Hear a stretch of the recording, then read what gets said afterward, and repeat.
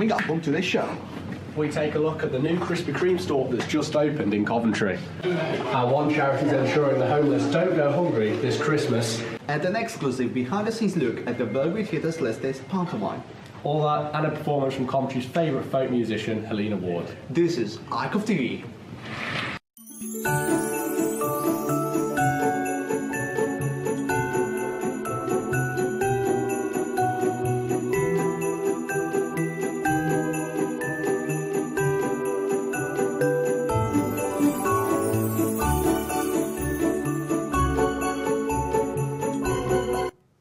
Hello and welcome to our special Christmas edition of iCOV TV. As you've already heard, we've got a belter of a show on our hands today, and we are kitted out in our best Christmas gear as well.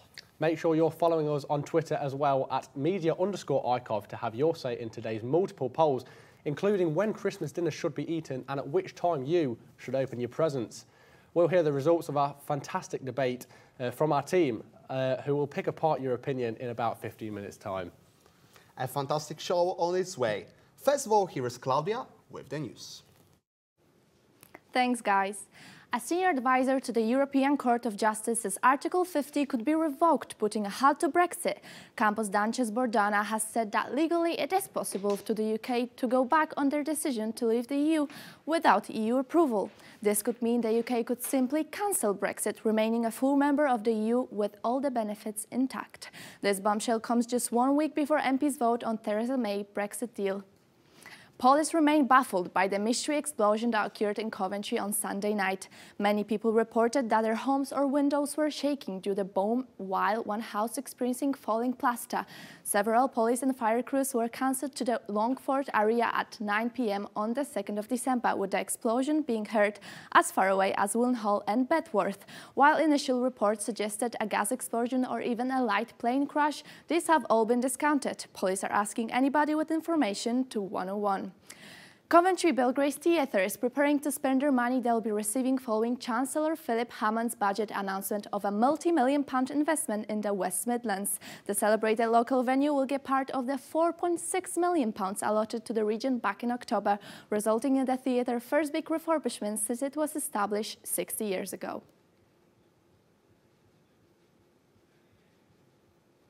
Put in a bid during the Chancellor's budget 2018. He announced that 8.5 million roughly going to all of the different projects in Coventry, so we will only get a certain amount of that going towards a refurbishment and some more space to use for kind of extra rehearsal space and flats for actors.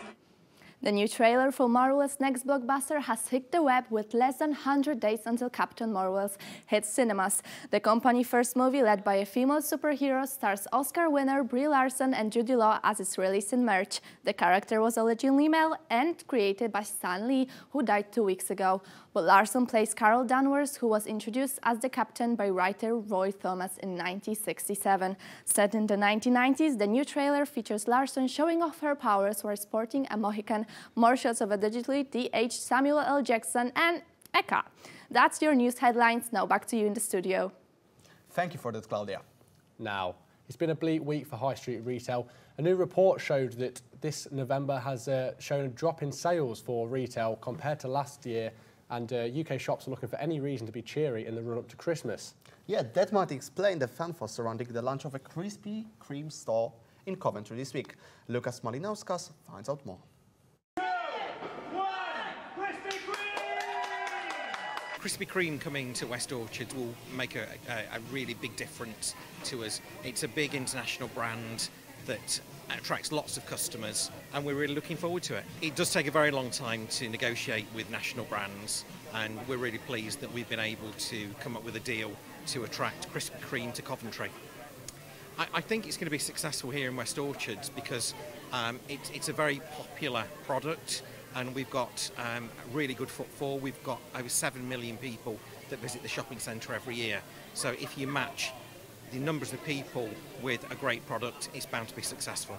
Through social media, you know, we got so many requests for Coventry. There's obviously a lot of excitement about us coming as well. So in the lead up, you know, we give up to kind of 6,000 donuts away in a sampling campaign. and it just kind of went nuts after that. I said our social media channels were absolutely chocker. And as you can see this morning, we've had a very strong queue, nearly 100 people in the queue this morning. Today we had, I think the first guys arrived around 6:30 this morning. They were outside in the rain, bless them, waiting for the front doors to open. And when the doors open, they obviously kind of come rushing in to be the first. So, yeah, fair play to them. Big warm thank you for them. Lukas Melnauskas, iCOV TV. Thanks for that, Lucas. To be honest, we visited the branch of Krispy Kreme today. We did. We didn't visit the new one, but we visited the one that was in the shop around the corner. Yeah, but still the same range of products. Yeah, there is a lot of choice there, and of course that's good news for you because you're a big Krispy Kreme fan. Yeah. Yeah, I am, and to be honest, I'm looking forward to the new winter Christmas series of these donuts. Do you know what is the specific range? I think it's a vanilla fudge edition that they're bringing out soon. No way. We're going to pile on some pounds, unfortunately, once again, but what can I do? But right now, I think that, in terms of Christmas, there are a few more important issues, and one of them is homelessness and being alone at Christmas. Because many people are aware of the homelessness problem, but a lot of us choose to overlook it or ignore it altogether. With Coventry now having the second highest rate of homelessness in the West Midlands, our reporter Jerome Beck has taken matters into his own hands to raise awareness of the issue. A recent report has shown that Coventry has one of the highest figures of homelessness in the West Midlands, with over 3,000 people in Coventry being homeless and having to resort to the streets as a place to sleep. With a record-breaking winter approaching, the sharp rise in figures is very concerning. Whilst I was out investigating the topic, I managed to interview a former homeless person and she gave me her thoughts. I think the homeless in Coventry, I think it's very poor. There's no night shelters, where in other cities there's night shelters. At one time I was on the street for 7 years before I got housed, and the only reason I got housed was because I got mental health problems and epilepsy, and my psychiatric got me housed. But there's so many on the street now. Something has to be done. Something really has to be done. So you were homeless yourself? Yeah, I was homeless for 7 years. What do you think the hardest thing about being homeless was? Nobody respects you. You feel like you get, if you're a woman, you get sexual advances, and people just treat you like you're nothing. And sometimes you feel really, really, really low. And everybody either turns to drink or drugs to cope with it. You know what I mean? A few months ago, a 16-year-old girl came here. She had nowhere to go. She ended up getting raped and put on crack cocaine. So something must be done. There must be a night shelter, and there must be, instead of spending all the money on building these stupid things, why don't they do something for the homeless and get them off the street? Okay, thank you. I also interviewed a Christian youth minister who volunteers as a homeless worker, and she told me how she contributes to helping the issue. But I think compassion is number one, and then, I'm from a church called Holy Ghost Zone, and what we do, part of what, one of our projects is for Christmas, we have it's an annual project, and it's called Free Lunch on Jesus. So we actually go through the map, go through the areas of Coventry, and we go to different places such as, Binley, Hillfields. We go to, places where families and homeless people need meals, need shelters, and so I think that's the way we try to support. That's the way we try to give back. With temperatures dropping and so little being done by the council to help the matter, things are looking bleak for Coventry's homeless. If you or anybody you know is facing homelessness this winter, please call Coventry Serenians on 024 7622 8099 for help and support. Jerome Beck, iCOV News. Absolutely fantastic insight there from Jerome. They seem to be doing great work, really. And as Christmas, the perfect time for giving, hopefully others will be inspired to help those less fortunate. Yeah, I certainly am. Given, as you get older and the spirit of Christmas and actually opening your presents in the morning sort of diminishes, actually giving people presents and helping out is sort of what I suppose is, the best part of Christmas, really. It's definitely opened my eyes, the struggles others face, because Christmas might not always be a happy time for people, whether they're homeless or whether they've been through a family trauma. They might be a bit more upset. But of course, family can always, help bring Christmas closer together for people, help people enjoy it a bit more. Yeah, well, a great way to spend some time on Christmas, in Coventry especially, is a trip to the Belgrade Theatre. Currently, the annual Christmas panto is getting great reviews, and our reporter Tatenda Muzara went behind the scenes with the cast to find out more. I caught up with the stars of Sleeping Beauty who are calling the Belgrade home during their run, which ends early next year. My name is Melissa Brown-Taylor and I play Sleeping Beauty, Princess Belle in Sleeping Beauty. Hi, my name's Joanna Thorne and I play Prince Valiant in Sleeping Beauty. So, to both of you, what is your favourite part about the role that you play, essentially? Playing a princess. I've done panto before, but I've never played a princess, so this is just a whole different ball game for me, and it's just really exciting to play like royalty and stuff like that. Yeah, I get to fight a dragon in the second half, so that's probably my favourite bit, because I feel quite badass. And yeah, I think it's this one particularly. I've done other pantos and so have you. This one particularly feels really traditional, which is great. Yeah, it's really nice. There's some really sort of not standard. That's the wrong word. There's some really classic work in this panto, which is great. Some classic gags, classic cues behind you.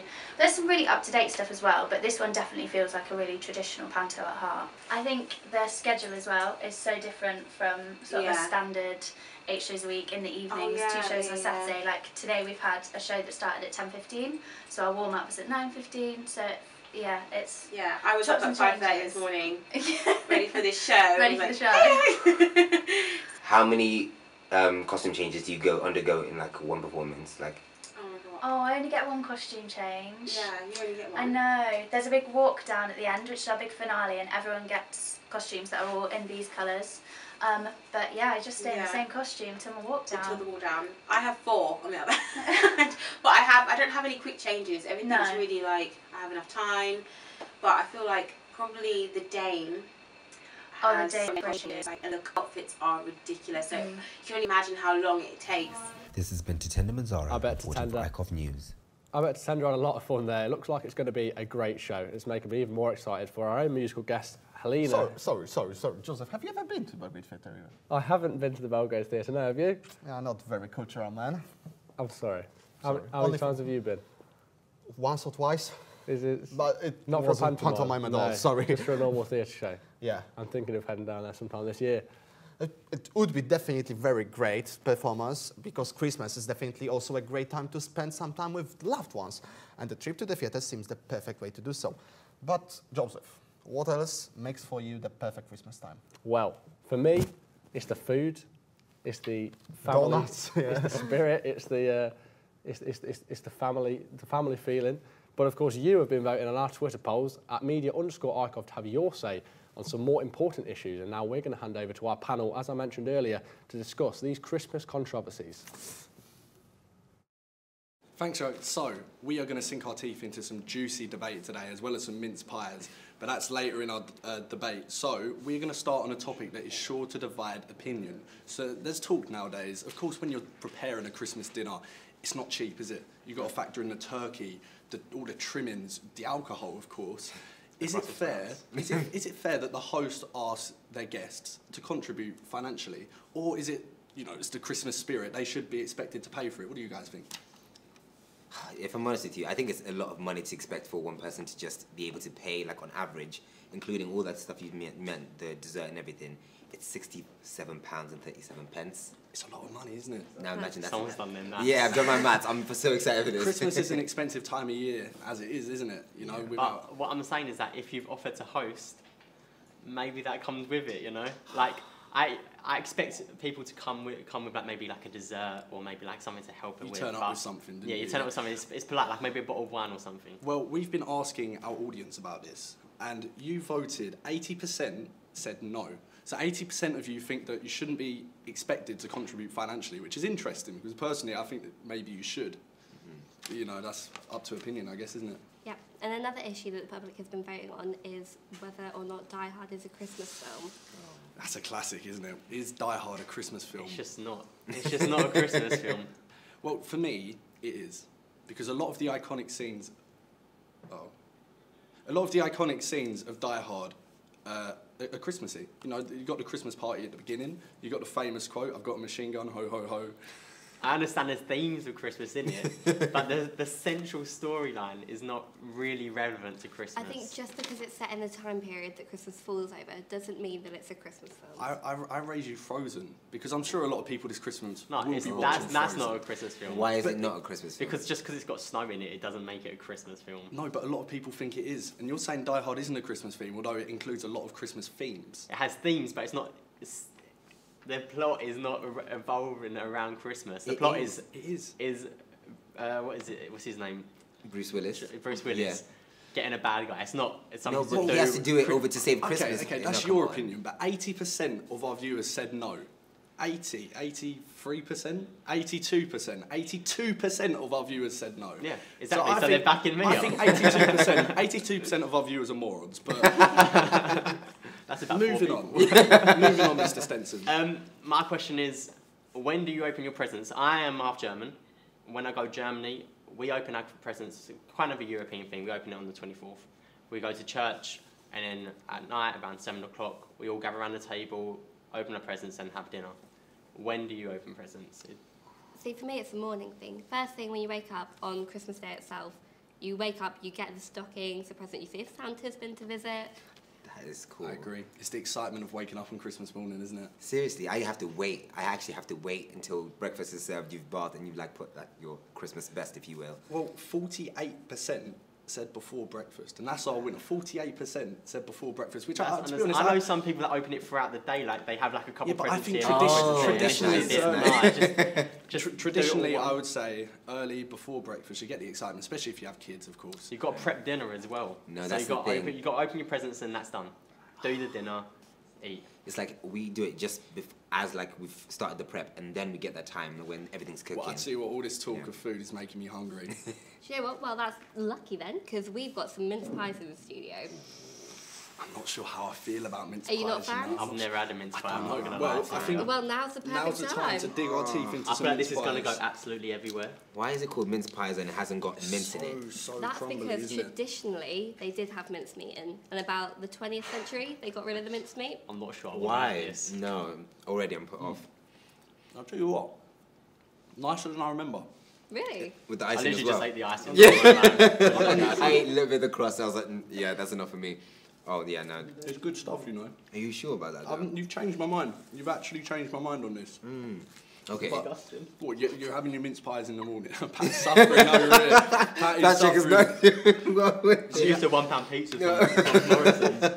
I'm not eating no more of that. If you don't want to fill yourself up on mince pies early, do you? No, definitely, especially because then you have dinner. The Christmas dinner is the most important part. Pat is struggling over there.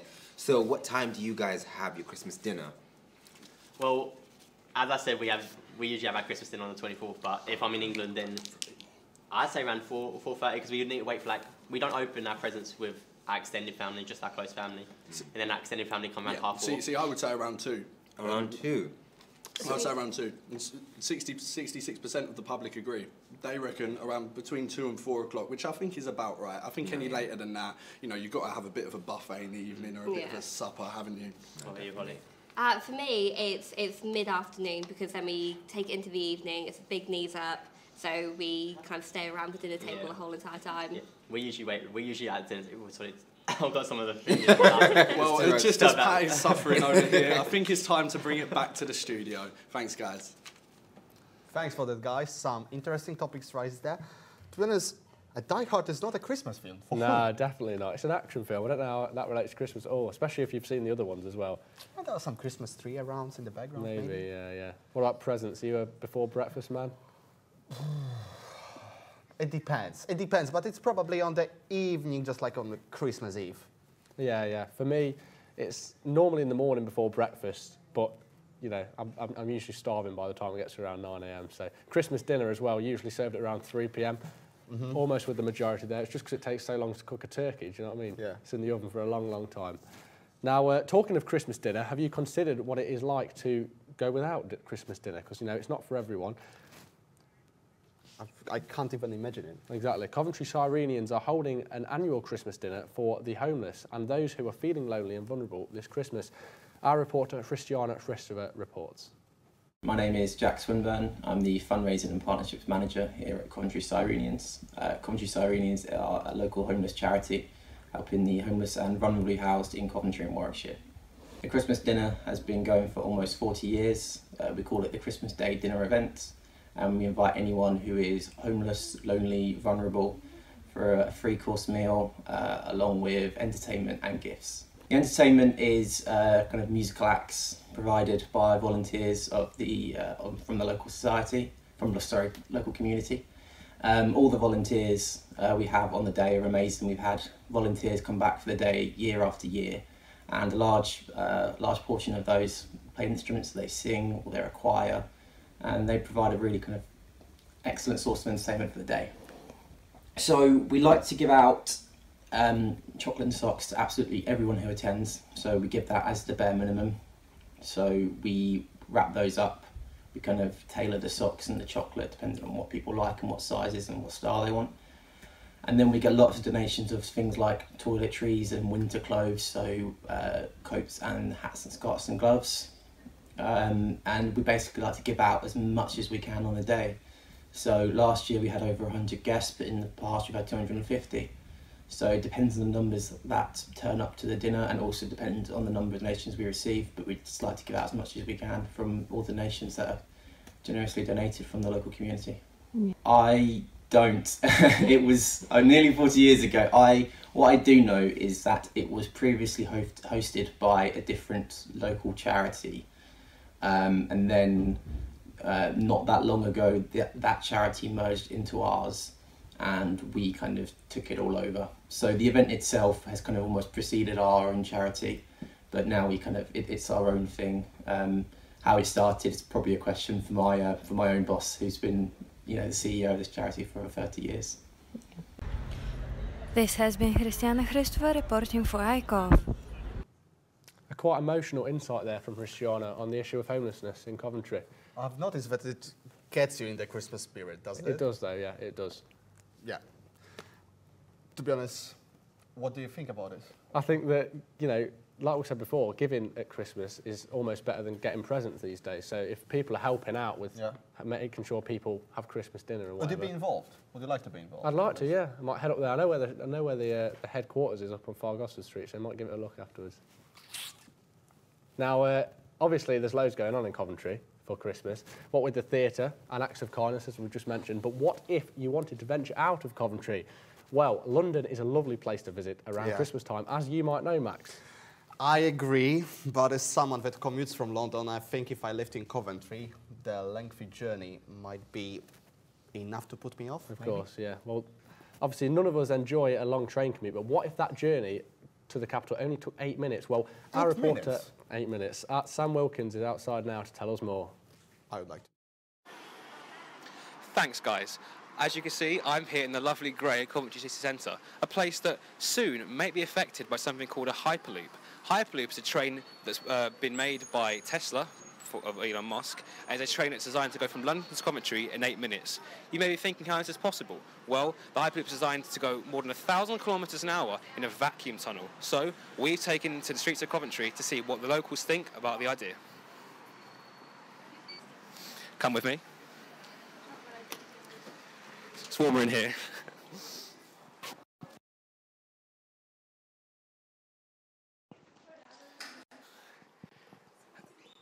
So we're here with, what are your names, sorry? Ines. Claudia. So we're here to talk about Hyperloop, which is basically a train that travels at over 1,000 kilometres an hour, and it can take you from London to Coventry in 8 minutes. What is a good idea? Would you be behind that idea for it to be in Coventry? If it's safe, yeah. I mean, depending on the price and the safety, yeah. Would you be willing to sacrifice part of the Coventry City Centre for it? It depends also. Depends on what? Because if you're going to ruin the centre, I mean, it depends, because if it's going to walk across the centre, it's kind of going to ruin the historical figures and everything. But I don't think they will make a train station in the middle of the centre, so I don't think so. Yeah, that's basically it. Yeah. Okay, that's all we have time for. Back to you in the studio. Ladies, thank you so much. Thanks for that, Sam. 8 minutes to get from Coventry to London. Can you imagine that?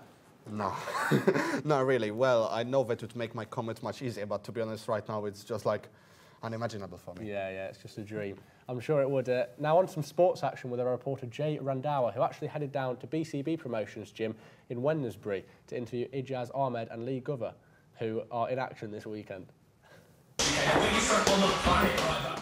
After Taffy Evans put the fighters through their paces, I spoke to Ijaz Ahmed, who's fighting for the vacant Midlands area flyweight title on Sunday. I'm really confident here, man. Training gone really well, fight camp gone really well so far. The weight's coming down really nice and I'm feeling great. You're fighting Conor Blackshaw. What I've heard of him isn't a nice... He likes to come forward a bit. Are you going to sit back and just pick him off? Well, I'm not going to give too much away. I'm just going to... We've worked on it. We've had a look at what he's about and we know what to do. We've got a game plan and we're going to go in and execute it and we're going to bring home the title. Next up, I spoke to Lee Glover, who's making a return to the ring after a layoff of over 2 years. Just how excited are you for December 8th? Can't wait, to be truthful, I'm ready. I'm just looking forward to getting in the ring again. In your career, you've competed for the Midlands, you've also competed for the English. Is that the kind of level you're looking to get at? Yeah, well, I've changed my diet plan now, so I'm eating healthy, I'm living healthy, so I'm just ready to go back down weight and then just win titles. I want training properly, I want living properly. Now I'm back healthy, training properly, eating right.